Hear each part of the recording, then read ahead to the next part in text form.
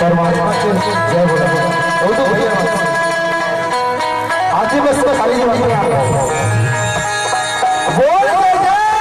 राम जी, जय जय सिया राम जी।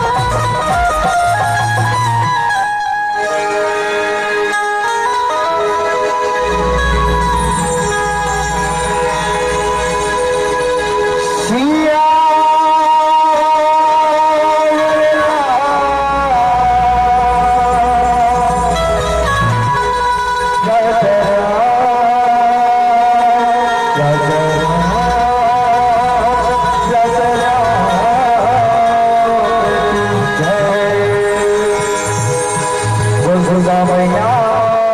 की जय, वो शीतला मैया की जय, वो काली मैया की जय, वो छोटा समाज की जय।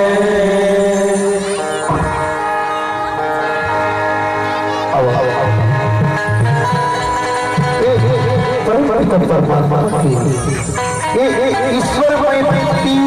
पाठ रही जाओ जब 36 हृदय जरूरी है ऊपर चीज मुझे बस करेगा एक बार में यहाँ जल्दी के बैठे उठते थे झटमल्ला आपके जगह मालूम नहीं कहा बाकी वाले घर में रह रहा थे वाले कोई मतलब नहीं भाई अद्दा बार गंगा की जैसे वो और घर में बैठे हैं देखिए जी अंदर चलना नमन करो तो प्रणाम करो और हमारा फुफा का कॉलोनी से चल चले वही पर जाओ गंगा धारा को हम से कोई सुनो भाई लहा सब हमें को चलो रे भाई बात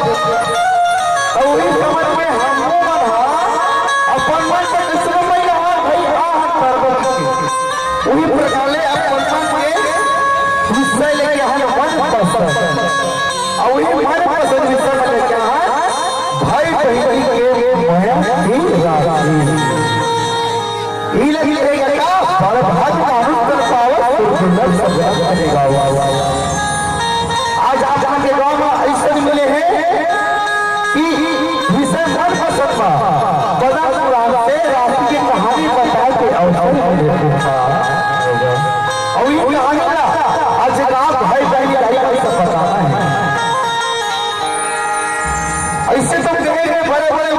महात्मा में वेद पुराण में राखी की कहानी लिखा कि माता लक्ष्मी बलिदान पहली राखी बात एक बार दुनिया चली चला जाता और ये लोगों को चला इस राखी को आज माता लक्ष्मी बलि घाट पर राखी बन चले पावन पर्व चला जाता और राखी बात तो बड़ी खास राखी करोगे महाराज बलि लक्ष्मी ना उसको को भैया विष्णु महादेव